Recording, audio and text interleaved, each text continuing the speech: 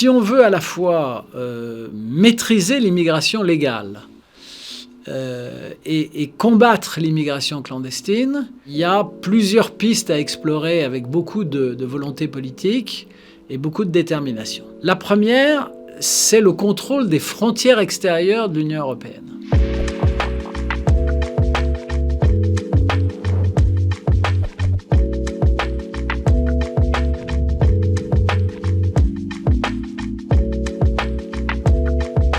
D'abord, ce n'est pas la Commission européenne qui a décidé que l'Union européenne serait un espace sans frontières intérieures. Ce n'est pas l'Union européenne, c'est les chefs d'État et de gouvernement. C'est en février 1986, en signant l'acte unique, ils ont ensuite ouvert la voie à la signature des accords de Schengen, à la signature de l'accord de Dublin, qui sont des accords d'accompagnement de l'acte unique et qui ont pour but de permettre de réaliser cet espace sans frontières intérieures. J'entends, moi, des discours souvent très enflammés contre l'Union européenne, mais il ne faut pas se tromper de cible. Au départ, c'est la volonté commune des chefs d'État et de gouvernement qui nous a conduits à la situation dans laquelle nous sommes aujourd'hui. Et en décidant de faire de l'Union européenne un espace sans frontières intérieures, un espace dans lequel les citoyens européens comme les ressortissants des pays tiers pourraient circuler librement, les chefs d'État et de gouvernement ont posé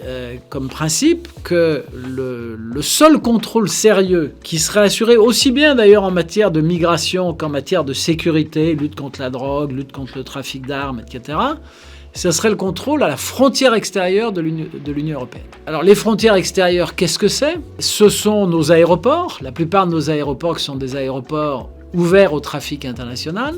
Ce sont nos ports, dans lesquels peuvent arriver à la fois des bateaux en provenance d'Italie ou d'Espagne. Ça, c'est pas du trafic extra-européen, mais des bateaux en provenance du Maghreb, d'Égypte, etc.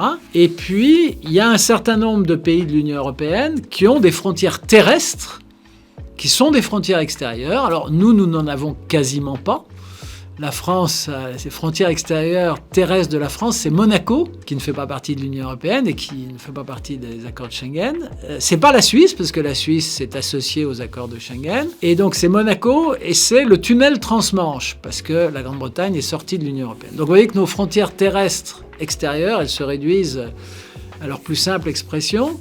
En revanche, il y a d'autres pays qui ont des frontières extérieures considérables. Je pense évidemment à la Pologne, aux pays baltes, qui ont des frontières extérieures, notamment avec la Russie ou la Biélorussie, qui sont des frontières terrestres. Et puis il y a la Grèce et la Bulgarie, qui ont des frontières terrestres importantes avec la Turquie. Ce qu'il faut bien comprendre, c'est que tout le système de l'Union européenne repose sur le sérieux des contrôles que nous exerçons sur nos frontières extérieures. Et ce contrôle, il n'incombe pas à l'Union européenne. Là aussi, je voudrais dissiper une idée fausse.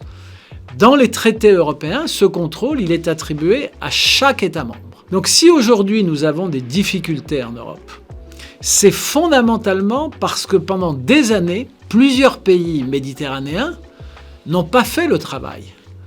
Je leur jette pas la pierre parce qu'ils sont exposés, ils sont en première ligne, ils ont une géographie de surcroît qui est compliquée. La Grèce, c'est une partie continentale que chacun connaît, Athènes, Sparte, etc. Mais c'est aussi un chapelet d'îles dans la mer Égée qui sont très faciles à atteindre à partir du territoire turc.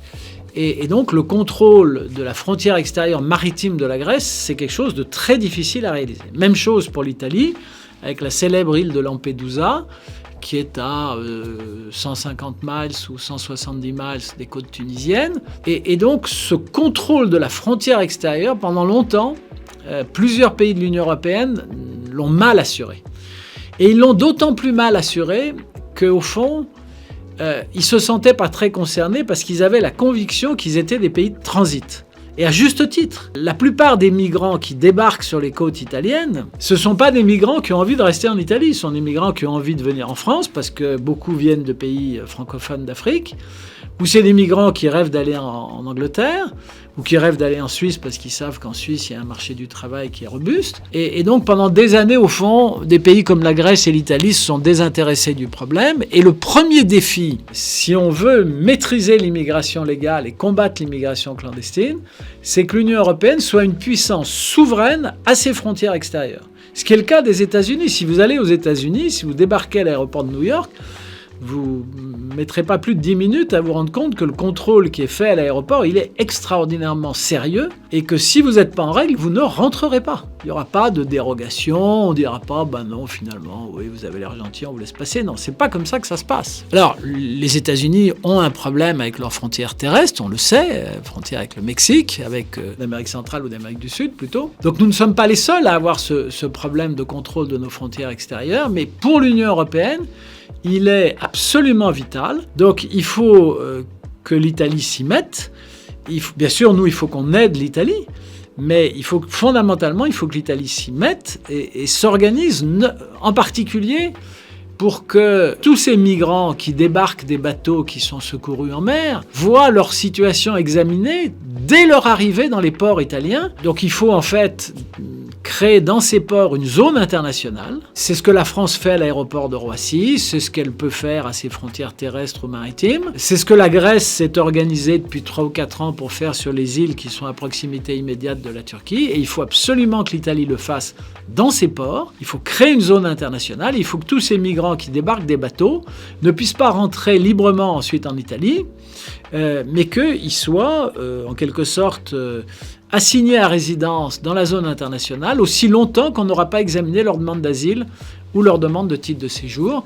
Et les ministres de l'Intérieur de l'Union européenne se sont mis d'accord sur ce point, alors de manière timide.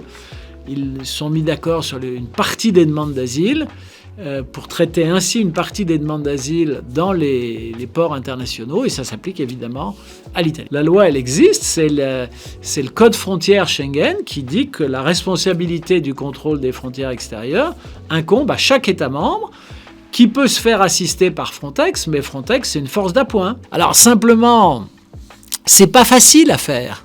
C'est un travail ingrat. Et donc, quelque part, les États sont un peu tentés de baisser les bras en se disant « Oh, c'est pas grave, c'est le cas de l'Italie et de l'Espagne, bon, on n'y arrive pas, on est submergé, bon, on va les laisser rentrer, et puis de toute façon, ils vont pas rester chez nous, ils vont partir en France ou vers la Grande-Bretagne. » Il faut leur montrer, alors c'est là que la coopération bilatérale reprend du sens, il faut pas compter sur les Polonais ou même sur les Allemands pour aider les Italiens à contrôler leurs frontières extérieures.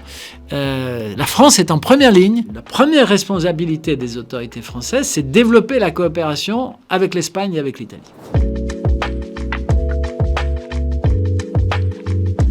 Alors, le deuxième problème, c'est le contrôle aux frontières intérieures. Parce que l'accord de Schengen prévoit qu'en cas de menace pour l'ordre public, les États membres peuvent rétablir les contrôles aux frontières intérieures. Et c'est sous ce régime que nous vivons en France depuis novembre 2015. Novembre 2015, vous vous souvenez, ce sont des attentats terroristes terribles qui ensanglantent Paris. C'est l'attentat du Bataclan, entre autres. Et donc, depuis cette date, la France a rétabli les contrôles à ses frontières intérieures. Elle a notifié ça aux autorités de Schengen. Normalement, c'était pour une durée limitée. En pratique, sous des motifs divers, on a reconduit le maintien des contrôles aux frontières intérieures. Et donc, c'est sous ce régime que nous vivons. Alors, simplement, nous sommes sous une contrainte juridique, cette fois-ci, de l'Union européenne. C'est-à-dire qu'à partir du moment où l'Union européenne est un espace sans frontières intérieures, la Cour de justice de l'Union européenne considère qu'on ne peut pas traiter de la même manière un migrant qui est interpellé en situation irrégulière sur une frontière intérieure et un migrant qui se présente à une frontière extérieure. À une frontière extérieure, on peut le refouler, et ça, c'est exécutoire immédiatement et sans beaucoup de contentieux possible. À la frontière intérieure, vous ne pouvez pas faire ça. Vous pouvez notifier un refus d'entrée, mais ensuite, vous êtes obligé de faire application d'une directive qui a été adoptée en 2008, qui s'appelle la directive Retour, qui s'applique à tous les étrangers en situation irrégulière sur le territoire d'un État membre, et qui conduit les États membres à laisser à ces étrangers un délai pour quitter le territoire européen. Alors, vous pourrez me dire, mais c'est lunaire. Qu'est-ce que c'est que ce système où un étranger qui ne remplit pas les conditions pour entrer sur le territoire français, mais qui est rentré sur le territoire européen parce que les Italiens ou les Espagnols n'ont pas fait correctement le job, comment se fait-il qu'à la frontière française, alors même qu'on a rétabli les contrôles, on ne puisse pas le refouler physiquement? C'est comme ça, c'est la conséquence logique de la suppression des contrôles aux frontières intérieures. Et si on voulait changer ça, il faudrait soit modifier la directive retour, soit renégocier les accords de Schengen. C'est pas impossible, mais il faudra obtenir l'accord des autres États membres. Et là, on va buter sur une difficulté qui n'est pas dans le discours public, mais qui est fondamentale si on veut comprendre les défis auxquels on est confronté. C'est que les situations démographiques des différents États européens sont très diverses. Nous avons en France une démographie qui décline, mais les autres pays européens, ils ont une démographie catastrophique, la plupart d'entre eux. C'est le cas de l'Italie, c'est le cas de beaucoup de pays d'Europe centrale, c'est le cas de l'Allemagne, qui est notre principal partenaire économique, c'est le cas de l'Espagne. Dans ces pays-là, dont la démographie est catastrophique et dont la population active a commencé à diminuer, il y a un certain nombre de gouvernements qui ne le diront jamais en public, mais qui en pratique se disent, l'immigration... ça suscite beaucoup d'inquiétudes dans ma population, donc il faut que je fasse attention au discours que je tiens. Mais en pratique, si on peut organiser l'immigration pour suppléer à la démographie déclinante, on va le faire. Donc pour en revenir à la question du contrôle aux frontières intérieures, les solutions, si on veut reprendre le contrôle, ça peut être de s'interroger sur un des dogmes de l'Union européenne depuis sa création, qui est que la libre circulation s'applique non seulement aux ressortissants européens, mais aussi aux ressortissants des pays tiers. Et ça, c'était pas évident. D'ailleurs, c'est pas inscrit dans les traités. Dans les traités, ce qui est inscrit, c'est le droit de libre circulation et de libre établissement pour les ressortissants de l'Union européenne. Et il est prévu dans les traités que cette libre circulation, elle peut être étendue aux ressortissants des pays tiers. En pratique, elle l'a été.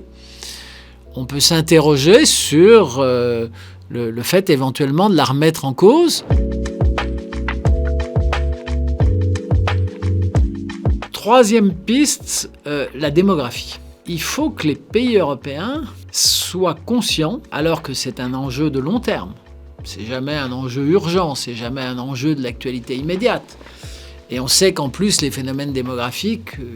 ils s'inscrivent dans la durée. Si le taux de fécondité des femmes baisse, ce qui est le cas aujourd'hui en France, depuis 4 ou 5 ans, on n'en verra pas les conséquences tout de suite. Mais l'Union européenne file un très mauvais coton sur le plan démographique. Et si ça continue, s'il n'y a pas des mesures qui sont adoptées de manière systématique dans chacun des États membres pour essayer de retrouver une démographie plus dynamique, alors le risque, c'est que les États membres ne considèrent que la seule solution pour éviter d'entrer dans un cycle de décroissance, d'avoir recours à l'immigration, et notamment à l'immigration de travail. Il faut revenir à une vision universaliste de la politique familiale.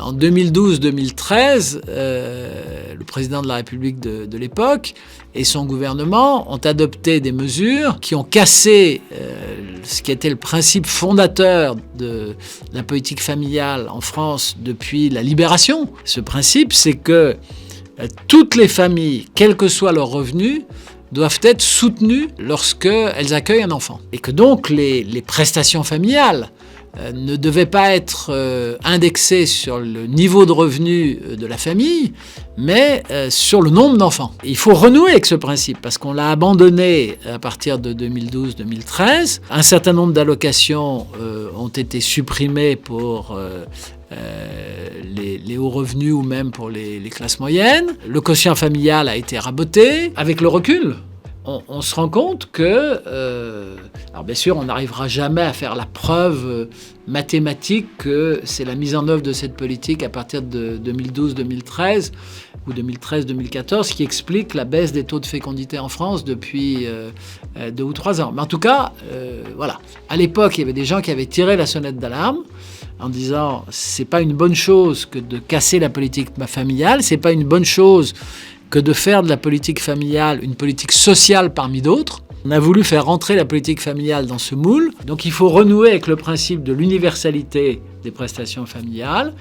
Et il faut tout faire pour que l'accueil du jeune enfant, et notamment la possibilité pour les femmes de travailler, parce que contrairement à ce qu'on pense, c'est dans les pays comme la France, où les structures d'accueil des jeunes enfants sont les plus développées, donc les crèches, les gardes à domicile, etc., que la fécondité, c'est le mieux maintenu. Donc il faut une politique familiale dynamique qui renoue avec le principe de l'universalisme, et il faut continuer à développer les structures d'accueil des jeunes enfants pour que les mères de famille aient le choix, mais il ne faut pas qu'elles soient contraintes de ne pas travailler, ou au contraire conduite à ne pas faire d'enfants supplémentaires, parce que les structures d'accueil des jeunes enfants ne sont pas à la hauteur dans notre pays. Si la démographie continue à décliner en France, les situations de pénurie de main-d'œuvre dans certains secteurs de l'économie que nous connaissons, elles vont se généraliser. Et le risque existera que les chefs d'entreprise cherchent à se procurer de la main-d'œuvre par tous les moyens, en négligeant les problèmes d'intégration qui souvent accompagnent l'immigration. Donc là aussi, il faut être extrêmement attentif. Le dernier point, c'est la prise en compte du fait que la plupart des immigrés aujourd'hui en France sont de confession islamique. Qu'il s'agisse d'ailleurs des demandeurs d'asile qui viennent souvent de pays comme l'Afghanistan, le Pakistan, la Somalie, l'Érythrée, etc., qui ne sont pas d'anciennes colonies françaises, qui sont plutôt d'anciennes colonies britanniques, et qui sont des pays où la religion prédominante est l'islam. Il faut donc faire avec l'islam ce qu'on a fait en 1905, au moment de l'adoption de la loi de séparation, avec le culte catholique, et ce qu'on a fait par le même mouvement avec la religion juive. C'est-à-dire qu'il faut proclamer et affirmer avec beaucoup de force que nous sommes une république laïque, et que le gouvernement ne se préoccupe évidemment pas de l'organisation interne de chaque religion, mais qu'en revanche, ça n'est pas la foi qui fait la loi. Or, un des principes de l'islam, c'est que la religion musulmane a une conception englobante de la vie en société, et que l'islam, tel qu'il est interprété, comporte un certain nombre de prescriptions qui vont jusque dans le détail de la vie quotidienne des individus. Donc ça, c'est pas acceptable sur le territoire français. Il faut être intransigeant avec l'application du principe de laïcité. Le gouvernement actuel en est d'ailleurs conscient, puisqu'il a fait adopter, il y a maintenant 1 ou 2 ans, un texte sur le séparatisme qui vise justement à lutter contre les dérives de l'islam en France. Toutes les études sur l'intégration montre que les enfants des travailleurs immigrés qui étaient arrivés en France à la fin des années 60 ou au début des années 70, ces enfants-là, qui sont venus dans le cadre du regroupement familial ou qui sont nés en France, ils se sont très correctement intégrés. C'est après que ça a dérapé. C'est avec la 3e ou la 4e génération. Alors pourquoi ? Est-ce que c'est lié, comme je le disais tout à l'heure, à un contexte économique qui s'est dégradé dans les années 60-70, jusqu'à la crise pétrolière de 1974, la France avait des taux de croissance de 5 à 6%. On était en régime de plein emploi. Aujourd'hui, on a des taux de croissance qui sont en moyenne de l'ordre de 1%. On a des difficultés économiques, on a un chômage qui certes a diminué au cours des dernières années, mais dont on voit bien que avec la crise énergétique, avec la crise née à la fois de la Covid et de la guerre en Ukraine, il a tendance à repartir à la hausse. Voilà, et ce qu'on constate, et c'est extrêmement inquiétant pour la société française, c'est que aujourd'hui, des jeunes, alors ils ne sont pas nécessairement de confession musulmane, peut-être le sont-ils, mais il y a un certain nombre de jeunes qui soit adhèrent à une vision très rigoriste de l'islam, soit ne se sont pas intégrés à la société française et ont même quelque part une forme de détestation, et certaines disent même de haine de la société française. Et je pense que le vrai creuset, comme toujours, c'est l'école. Un des grands problèmes de la société française, c'est de retrouver une école qui intègre. Est-ce qu'il faut des moyens supplémentaires pour l'école? Est-ce qu'il faut appliquer, je vous l'ai dit, de manière très stricte le principe de laïcité? Et on a vu que la société française y aspire. La façon dont l'opinion publique a approuvé les mesures prises par M. Attal au moment de la dernière rentrée scolaire est extraordinairement révélatrice. Il y a une très forte attente de la société française sur ce point. Tout se joue à l'école, ou en tout cas beaucoup se joue à l'école. L'essentiel se joue à l'école. Et il faut à la fois donner à ces enfants issus de l'immigration, il faut leur donner une bonne formation de culture générale, une bonne formation pratique pour trouver un emploi et exercer un métier, mais il faut aussi qu'ils sortent de l'école en adhérant profondément au modèle français qui est un modèle laïque.